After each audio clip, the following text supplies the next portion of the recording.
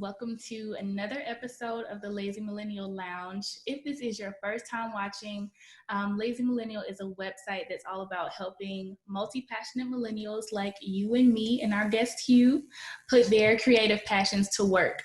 So that means being more productive, being more creative, and if you wish to, making more money from your creative pursuits or your art or what have you. So today for our episode, we have my good friend, former classmate, good bruh, Hugh Hunter joining us. And Hugh is what I would define a multi-passionate millennial. He's also a self-published author. He is a career coach and an activist. And I like something that he puts in his bio. It says increase access and opportunity in both artistic and traditional work environment. So Hugh, could you give us a little bit more background about you and what that statement particularly means? Yeah, for sure. Well, thank you for allowing me to come and kind of engage with your audience and your platform. I really appreciate that. No problem. First and foremost. So my career path has been all over the place. I always knew that I wanted to be a writer from the time that I was a child. And I never really had an idea of how I was going to make that happen. Mm-hmm. So I went through school. I studied English in undergrad. Okay. But I took a turn and I studied business for grad school. And what sparked that turn? I'm sorry to interrupt so early, but I'm like, where did that come from? No, it's a good question. I honestly, through the resources at the school, I was referred to a business program, and there was a hefty scholarship that came along with it. Okay. So that kind of attracted me to it in the first aspect. It's like, okay, I can get a free master's. Why not? Mm-hmm. As I looked more into the program, it's actually very unique. It's a program at Wake Forest University School of Business, but there are others like it in the nation, maybe probably about 15 other programs that are similar. But it's an intensive master's business program that's designed for students who don't come from business backgrounds. Interesting. In my program, there were us liberal arts students, there were engineers, there were people who had studied health sciences, and the idea was that you take these people with these passions that aren't business, you give them some sort of business foundation, and then they go into the world of work, multi-talented, mm-hmm. able to make an impact in different industries. So as I learned all of that, it sounded like just a great opportunity to maximize my potential to get a good job, my potential to earn, and I really wanted to be able to do that early on to try to set up a foundation for my, adult life. Mm-hmm. So that's kind of where the turn came from. And I graduated grad school and went and got a corporate job because I was able to. I had that access because I had the educational background that I didn't possess before. I spent a couple of years working in that corporate function, doing marketing. And it just hit me one day like, I used to want to write things. Like I should probably find a time. I forgot about that. I should probably find a time to get back to that. But it was perfect timing because I had spent the last few years studying essentially how to run a small business. Even within, my corporate job, we have a small unit of marketing that is like running its own machine. So when I decided to write a book, I definitely weighed the options between publishing myself and, seeking help from a publisher. But I had all of the competencies that I needed to write and publish and promote the book without actually knowing that I had been building them the whole time. Mm-hmm. So, right now, I work as a career coach, and helping students or other candidates get into traditional job fields is kind of what I do every day. But I think my unique story brings the context of being able to do that for artistic pursuits as well. We can take the same skills and same approaches that we have to getting a corporate job and apply those to building your own business, or apply those to becoming successful as an entrepreneur in some other function that isn't, standard corporate or considered, in that realm. So right. I think that those things are equally important, especially to a lot of millennials. We're known as that generation that puts our passions right on par with, the way that we make a living or what our lifestyle is. And, so I don't shy away from that. When I talk to people, it's not always about get a good job so you can make money and start a family. Like you can do that, and you can put a certain level of investment into your passions, into things that aren't 9 to 5s, and still be successful. So I kind of use my own journey as an example to help people get to that point. Well, that's amazing. And I think that you're the perfect quintessential lazy millennial right now because you're doing exactly what this is designed to help people be able to do.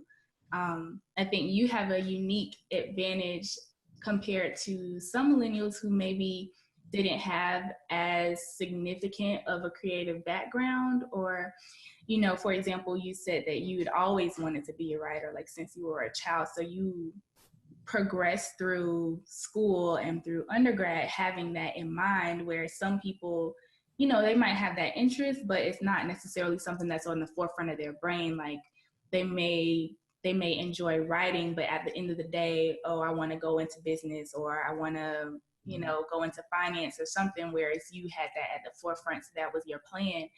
um, what would you recommend to those millennials who maybe didn't focus on that creative aspect and now are thinking about wanting to bring that more to the forefront of what they're doing? What would your advice be to them? Yeah, for sure. So one of the things that I speak about a lot is self-education. Mm-hmm. So a lot of times we believe or are led to believe that we have to have this formal sort of training in a certain area in order to be effective or in order to be respected, as a practitioner. So in technology, for example, if you want to be a coder or developer, it's like I didn't go to school for that. I think it's pretty cool, but I just now thought about doing it. So I don't really know how to get started. I don't want to go back to school, so maybe that's not an option for me. But we live in the age of information, and there's so many resources that are free or low cost. If you have the drive and you have the time to use those tools to educate yourself, it can be just as effective as any education that you could have paid for from some sort of third party source. So there's actually, for that example, there's an organization that runs out of Atlanta that does like a coding camp, and they give certificates. And they actually have a promise that you will not have to pay for any of the classes until you get a job. So Interesting. they That's guarantee, dope. yeah, they guarantee that they will get you a job in that field. I think the guarantee is that you'll make like over 45 or $50,000, and if that doesn't happen, then you don't have within a certain amount of time, then you don't have to pay them for Wow. courses. And so it's things like that, really snooping out and finding those different opportunities and information sources. Um, to give yourself a foundation. It's okay if you get started a little bit later in some sort of ancillary pursuit or side hustle, but you have to know how to build your knowledge base so that you can actually compete with the other folks that are doing it, and get yourself up to a standard that you feel is respectable for Mm-hmm. people to support what your business is. So self-education is definitely one piece that I think is very, very important. Um, and also just getting rid or trying your best to get rid of being so risk averse. Mm-hmm. You preaching, Hugh. It can be very scary. I mean, I understand. Once again, in the career coaching aspect, I deal with hundreds and hundreds of people, through the months who have dreams and aspirations of doing this job or doing that job. And a lot of times, the things that end up holding people back are I don't want to move too far for this reason, or I don't want to start from scratch for this reason. And sometimes those things are logical, sometimes they're valid.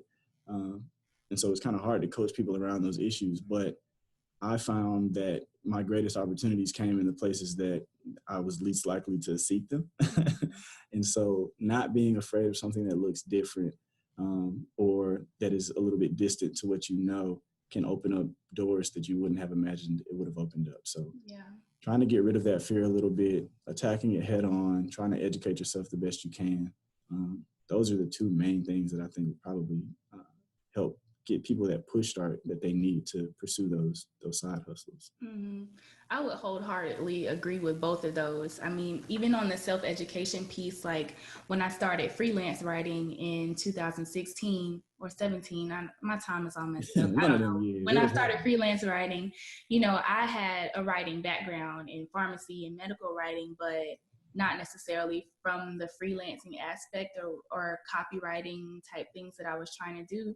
And so I took Coursera courses. I took courses by successful freelance writers that they offered online. And I mean, you have to be a little bit careful with those. Like, you have to make sure they're legit people and they know what they're talking about. But, you know, I paid, I think it was $180 for this writing course. And the guarantee was that, you know, within a certain amount of time, you will be able to make $1,000 from your freelance writing. And I made like $1,500 in that period. And That's great. I paid like $150 for the course. Right. So, you know, it's an investment, but I definitely got my return on that investment very quickly. And like you said, there's a lot of free resources and whatnot out there too. Like, I think Ponce City Market in Atlanta has their, I don't know what that little business place is called, but they do like a lot of courses and trainings and stuff there. And then you have Tech Village near Georgia Tech that offers a lot of things. So there's definitely a lot of opportunities for people to educate themselves and get better at whatever interest that you have. And then on the fear piece, I mean, that's something that everybody experiences. Even the most successful people have fears and have insecurities. And, you know, those fears are rooted in a lot of different things. What I recommend people to do is literally get a piece of paper and write down exactly what your fears are. Like, what exactly are you afraid of? And then write down how you can overcome that and how you can overcome those barriers, and really just do it. Like, you're still going to be scared anyway, but you, at some point, if you really want it, you have to just do it. Like, there's never going to be a perfect time for something to happen. You're never going to get less busy. You're never going to have less responsibilities. If you're going to do it, you have to do it. And this is coming from someone with an 18-month-old. Like, I know what that fear is, you know, whether it's financial or support or whatever. Like, you just got to put yourself out there and do it. So I wholeheartedly agree with that advice. Yes. You said it all. Okay, so let's talk about your book. Yeah. Okay. The book that is currently published, A Magic Door, correct? Yes. When did you start writing that book? So I started writing A Magic Door in the summer, early summer, late spring, I think around April or May of 2015. Okay. This was around that time that I was mentioning where I had been working in corporate for about a year and a half. And I was like, you know, I should write. Like, I should start writing again. So typically, historically, I've been a short story writer. That's kind of my lane. So I just started writing short stories. I would come home. It was a method of self-care almost. Like, I've been working for somebody else all day. Like, let me put my creative juices into something that, you know, I get to appreciate. So started writing stories, and for whatever reason, I started posting them on Facebook. Like, I put them all in Google Drive, and I would post them on Facebook. Say, hey, if you like to read, check out this story. You know, let me know what you think. And so after maybe 2 or 3 stories of doing that, I had like this virtual reader base of maybe like 100 people. Wow. Who were reading the stories and commenting on them, and like really great feedback. You know, people were very invested in the story. So that kind of gave me the idea, like, man, if I seriously write this, then maybe people will read it. Maybe I could put them all in a book. So I kept writing. At a certain point in my mind, maybe subconsciously, I'm like, okay, this is going to be a book. So I'm going to stop posting stuff on Facebook. Can't give it all away. I don't want to give it all away. But I was so into it. Like, my regimen, which is especially different from what I have going on now, was so strict. I had a very tight timeline for how I constructed stories. And as you mentioned, kind of speaks to that formal literature training or background. So it would take me about 2 weeks to write a story. I would spend some days developing characters.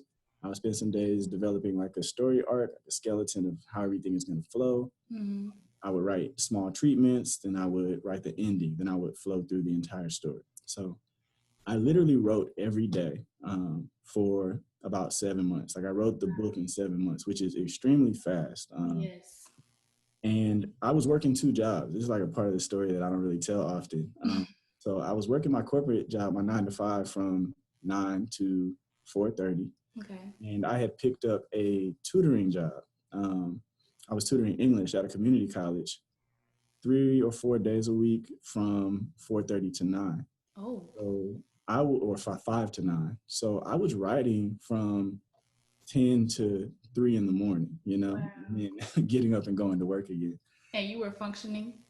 It sounds Because I crazy would to be me too. like, When I look back, I'm dead like, I for don't the know how I world. did it.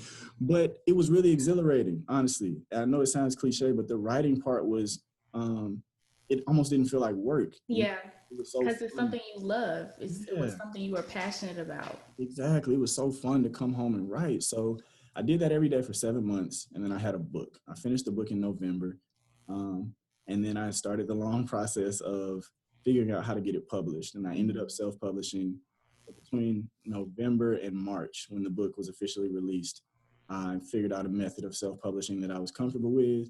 I went through all those steps, the editing, the proofreading, the formatting.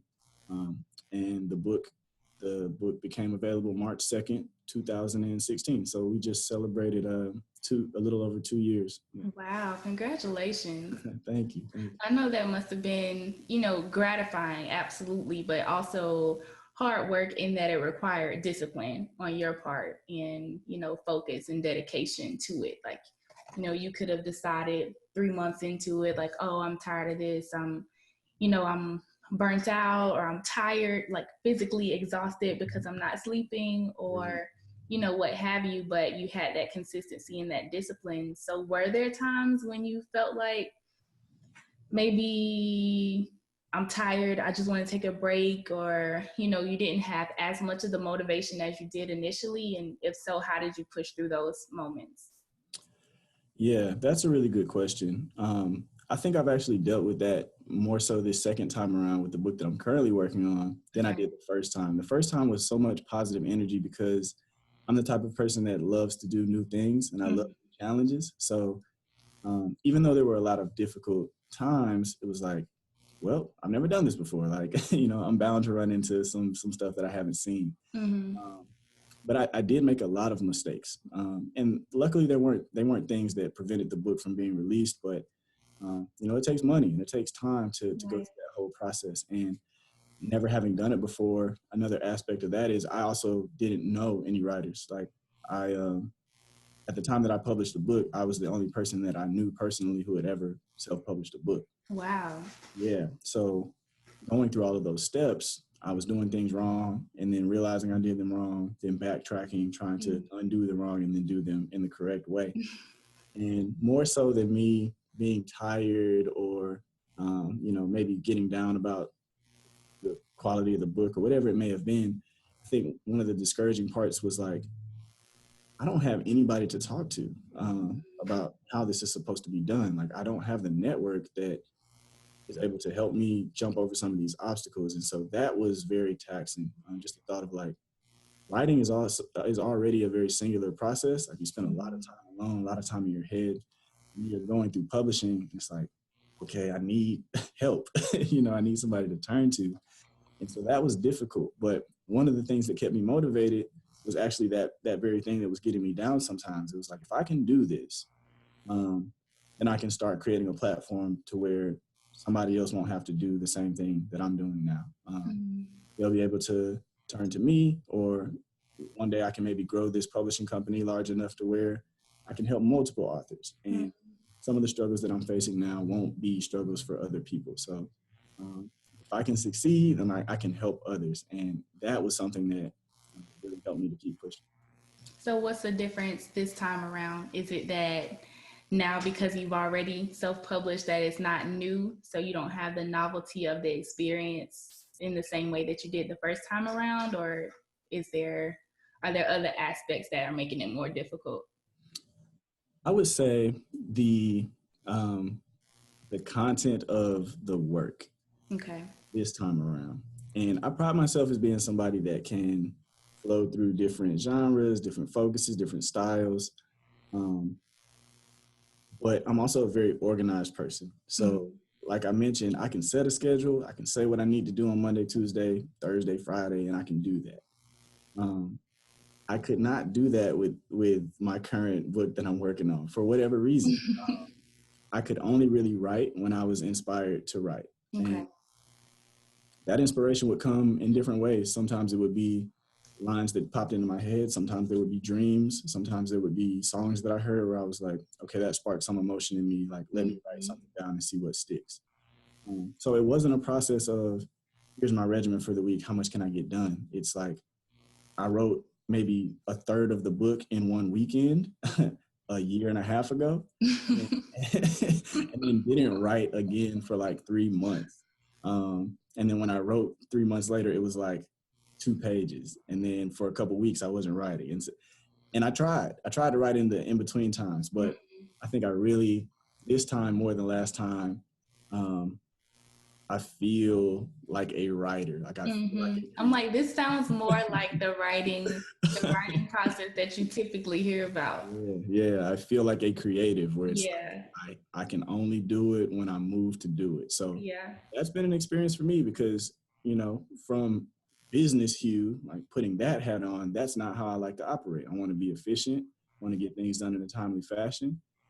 But learning to marry those two sides, like how can I optimize my creativity and give myself patience and like give Mm-hmm. myself the space that I need to create something quality while at the same time um, being professional in the process and making sure that I don't have people waiting forever. Right. That's been my journey this time around. So I've had to learn to appreciate it for what it is. So, going back to your business background, have you found that certain aspects of that education and training have helped you in your process of self publishing and promoting your books? And how so, if that is the case? Yes, it's been everything. Thinking about running a business online, like a product or a service based business online, we're really talking about e-commerce. And so obviously, if you're familiar with e-commerce, you're going to think about like Amazon as a Mm-hmm. giant or front runner in companies that do that sort of thing. So there's a gold standard, whether people like to admit it or not. And there's a lot of conversation about why people don't support small businesses or why people don't support minority businesses. And, we'll hear often like, oh, well, they just give me every reason not to. The customer service is bad, or it take a long time, or, whatever it might be. And I think having that formal business background, having that training where, I'm a customer of Amazon, but I sat in a class and I read their case studies. I know Mm-hmm. what their business model is founded on.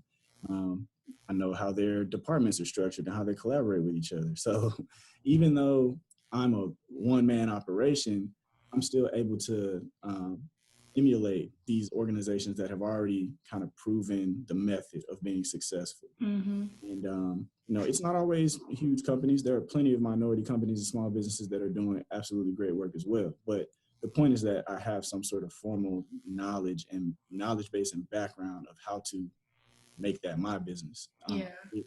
A lot of us don't have or don't get, unfortunately. I was privileged enough to have access to that opportunity for that education. So I think the customer service aspect is one thing that I feel that I excel at. Okay. And that is very much because of the way that I learned business initially, being that grad school education. I think marketing is another big thing.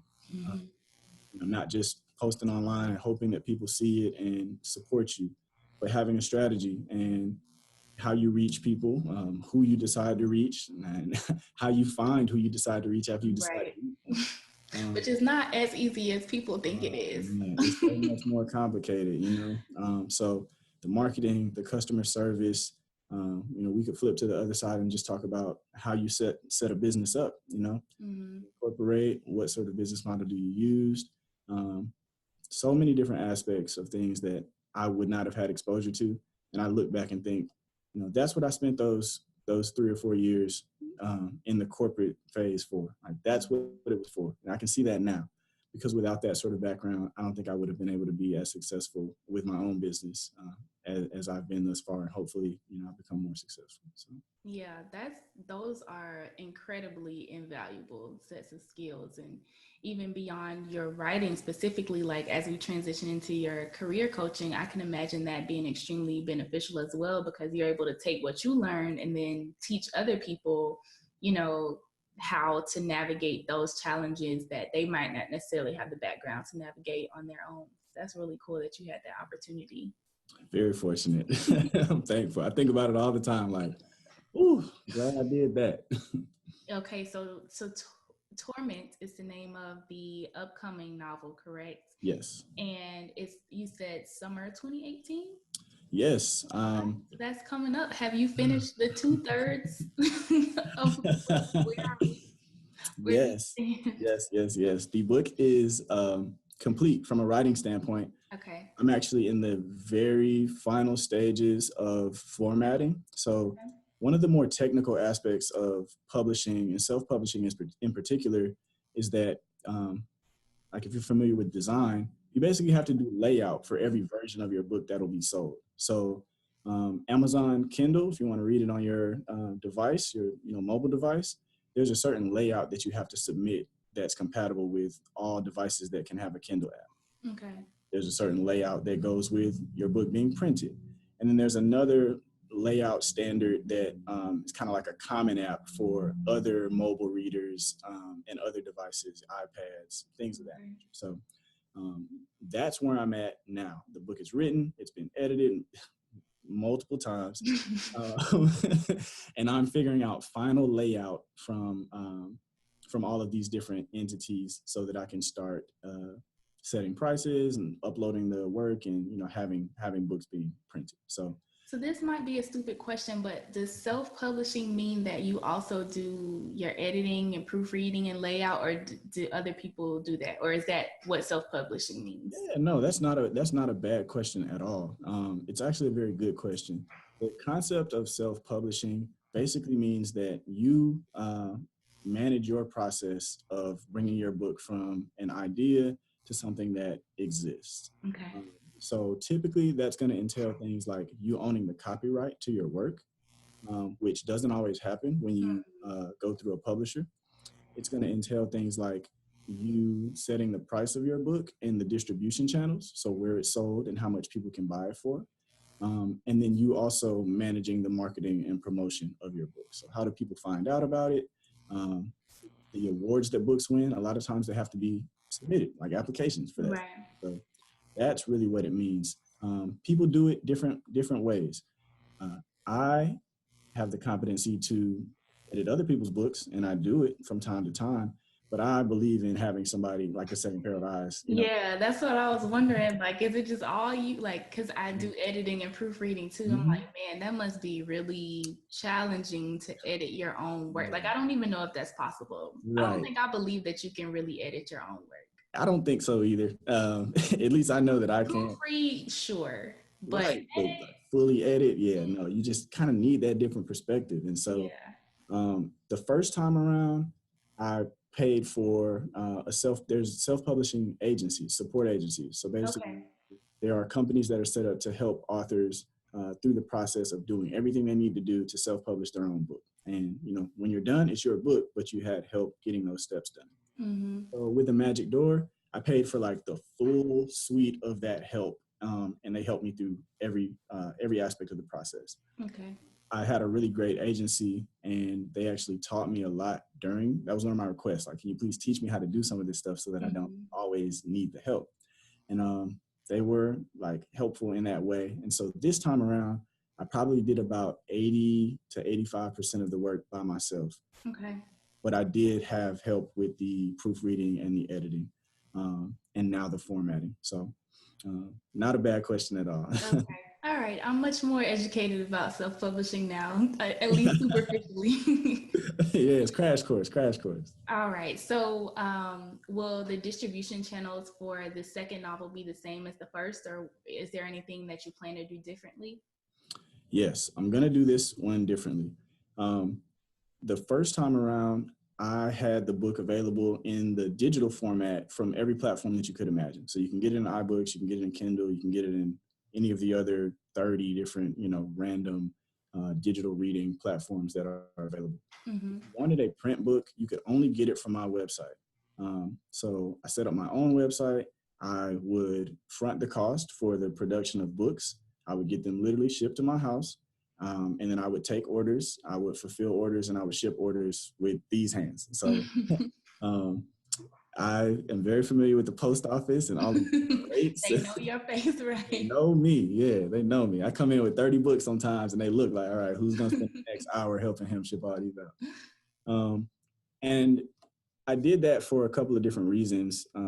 The first book is really unique in the physical form. It's a medium length book, but there's also images, internal images. Each short story has a cover page with a color image. Okay. Those images are on glossy paper. The cover is very colorful and it has like a matte finish. So it's like a fancy book. It is. It does look fancy. Yeah.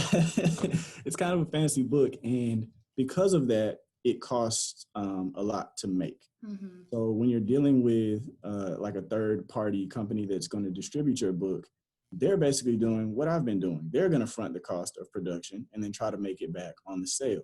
But they have different parameters for, how much it costs them to make a book than it does for me to find a printer. So the reason that I did that the first time around was because Amazon, which is, the primary book distributor in the nation, they wanted to charge a very, very high, like break-even price for a magic door that I wasn't comfortable with. And so I took the matters into my own hands so that I could provide the book at a more affordable cost to audiences. Okay. That was a lot of work, a lot of work.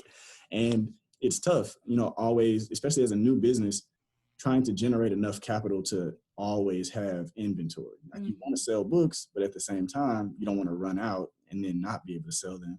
And I did that multiple times as well. So that was a part of the learning process. This time around, I've literally written the Torment with the idea that it's going to be a book that is very affordable to create, which will make it even more affordable to sell.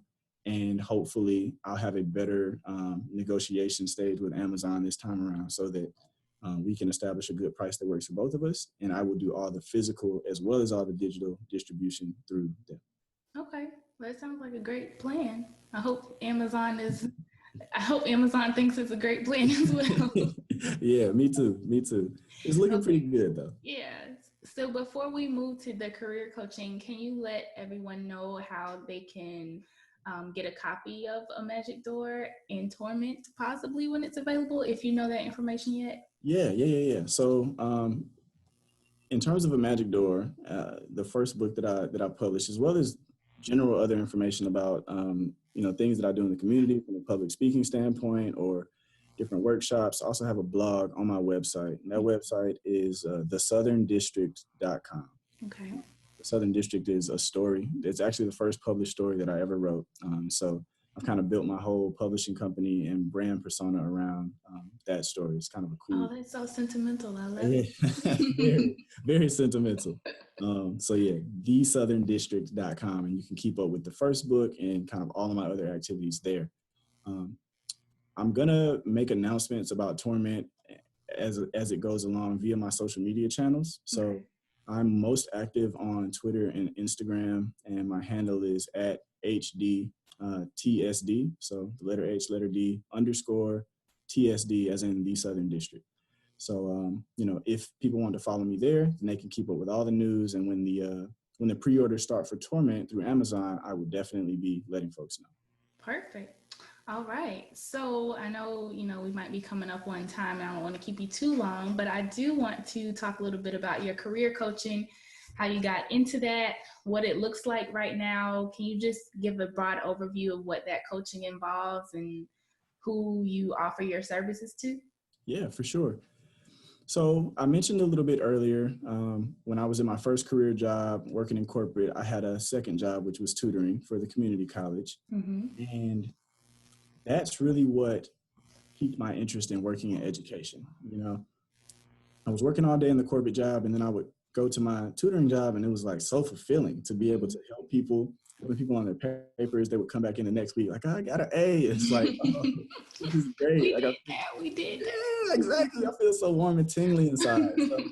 So I started thinking seriously about what the next stage of my life looked like from a personal standpoint, but also from a career standpoint. And I thought that I would have greater fulfillment. That's what I'm always chasing. And that's my coaching style. Like, we need to take care of needs, of course, but what can we do to get you on a path to having a career that's fulfilling for you? Yes. So in applying that to my own life, I said, I need to be working with people. I need to feel like I'm helping somebody every day. And so I started looking at student affairs jobs at colleges and universities.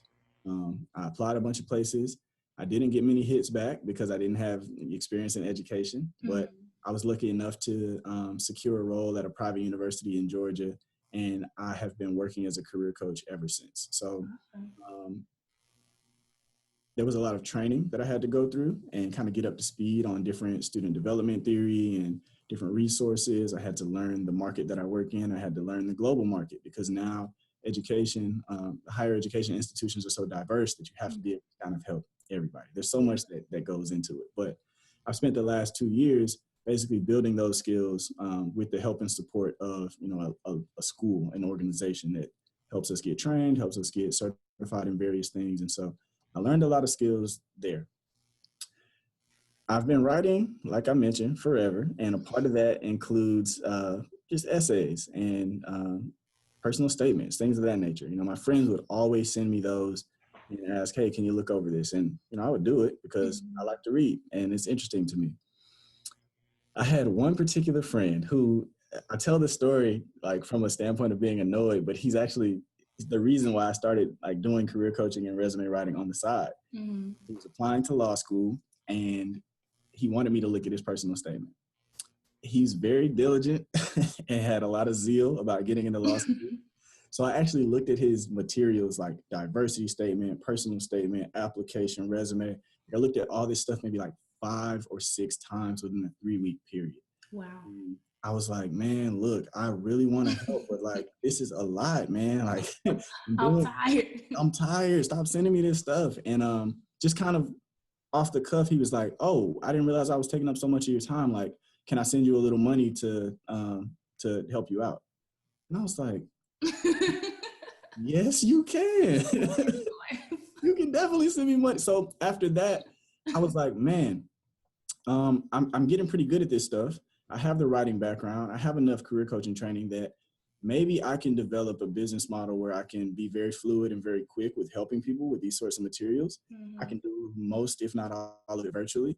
I can charge very low prices compared to, other services that do this. And I can keep a little money in my pocket while I'm, working this other job as well. So that's kind of how the side hustle of career coaching within the network that I have started. And that's been only about 3 or 4 months. It's like very, very So new. this is recent. Yeah, it's very, very new. But I love it. It's awesome. I was working at a career fair today for my job, for my 9 to 5. We are part of an organization that collaborates to throw this huge career fair. So I was there working student check-in. And one of my students or candidates for my private caseload was actually attending the fair. And we have to take students' resumes to check them in. So she like gave me the resume and I'm like, man, this looks like something I made. And I looked up and she's like, hey, yeah, like we never met each other because my whole business is online. Okay. Yeah. So she was like, yeah, hey, Hugh, it's you. Like you did my resume. I'm like, oh, this is amazing. Yeah. So that's it. And which brings me to a key point. And it has been like a running theme from the corporate job that I had before to the job now. You can use the skills that you get from an organization hiring you to support you in your own efforts. Like that's what we should be doing. These skills that we're building aren't just to pour back into the company that's giving them to us. We have to take them and see how we can apply them in other ways as well. So very thankful to be with a supportive organization because they are supportive, but also because they're helping me to help myself in other ways that, just makes life better for me. Yeah, that's awesome. I'm glad you found a way to take those skills and translate into something that's for you. I mean, of course, bringing value to other people still, but also bringing money into your pocket and, you know, helping you be able to use those skills, not just padding someone else's pocket. Yeah, it's so necessary. Like I know everybody talks about streams of income, and you want to be making money while you're sleeping or while you're not, at a job. And for me, this is like this virtual career coaching is a very good way to do that. Mm-hmm. I have a 9 to 5. I have writing projects that really are taking up all of my time that aren't my 9 to 5. Mm-hmm. So it was very important to me, that I created a way to make money without ever having to leave my wherever I was at the time. Like I don't have to go and clock in somewhere to make money. Right.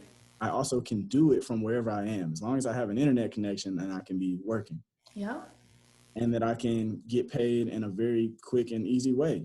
People send me this money to one of my banking accounts, and we just kind of go from there. So it's like the perfect thing, and finding that model that's set up to be able to support your life in the best way. That's when you've got something good.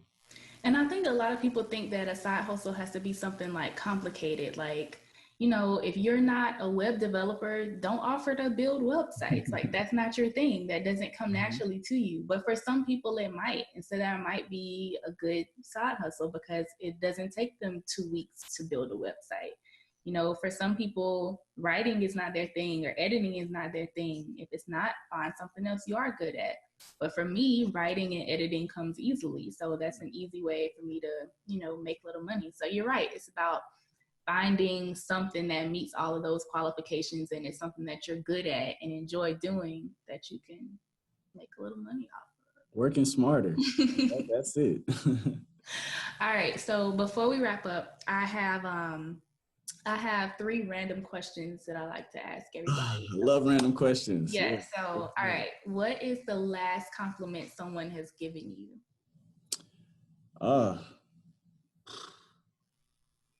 Well, there was a lady today that was giving me compliments that I didn't hear about. She's like, that's always nice. Yeah. Somebody was telling me like, oh, such and such was saying such nice things about you. And I was like, what were the things?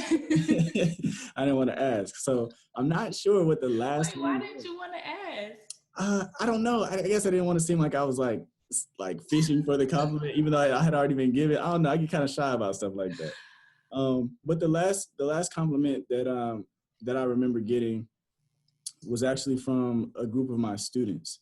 Okay. And they were just saying that they were very appreciative to have, a staff member like me who really cares about the outcomes of things that they put their energy into. So they don't feel like I'm someone at the university who's just here because, it's a job that I have to be, but that I actually do care about their lives and what comes of them. And I do. So it's great to feel recognized for not only your work, but that they know that I really do genuinely want to help them, and they can feel that. And I think it inspires them to try to be the best they can be. So I got that compliment like a couple of days ago, and that was very touching. Well, that's a real feel good compliment. Yeah.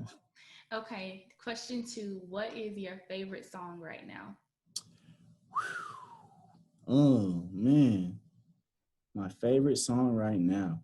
So I listen to I guess my favorite genre is like neo soul, and then neo soul is like a child of soul, and then now there are a bunch of children of neo soul as artists continue to experiment. Yeah, that's true. I haven't thought about that, but that's so true. Mixed genres and all kind of stuff. So there's a bunch of soul leaning types of songs and that's kind of like my vibe. Like I'll put on a playlist and just listen to all those sorts of things. Okay. I'm always listening to music. It's like one of my number one pastimes. There's a song called CPR by a singer named Summer Walker.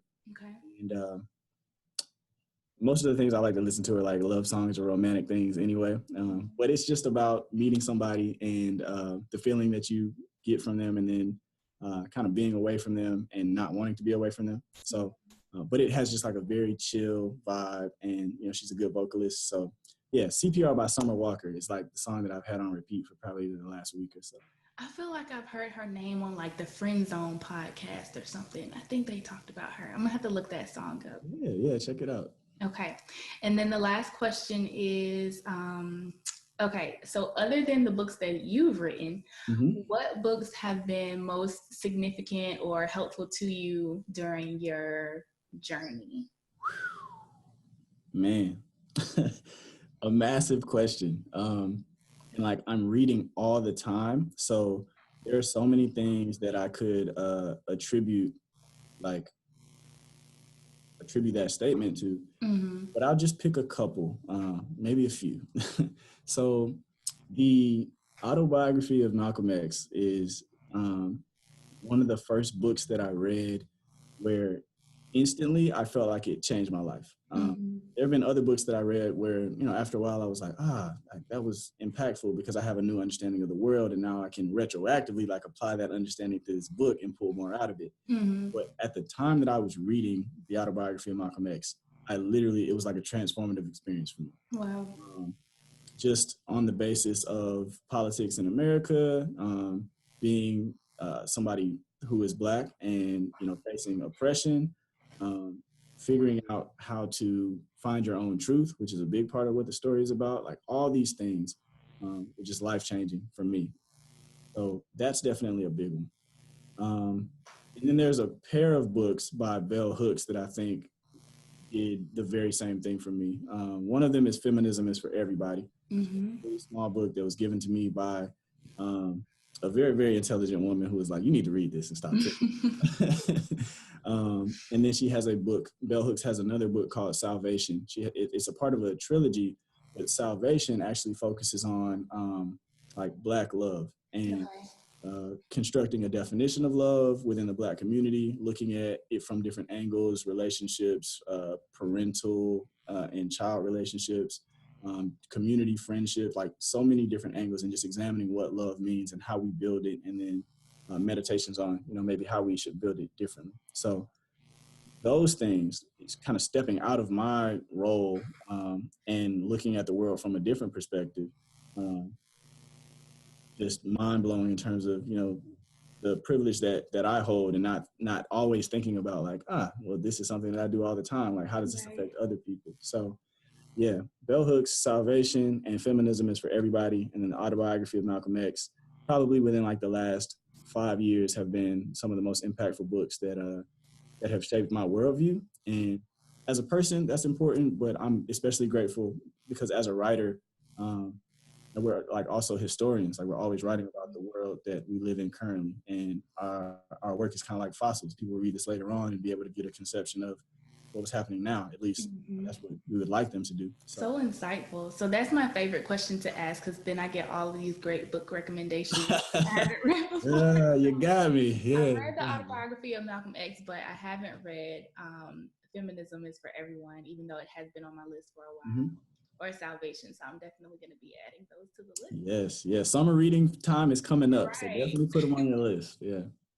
All right, Hugh. Well, thank you so much for joining us in the Lazy Millennial Lounge. I mean, you've offered a lot of great advice to millennials who are interested in writing more, self publishing, and even coaching.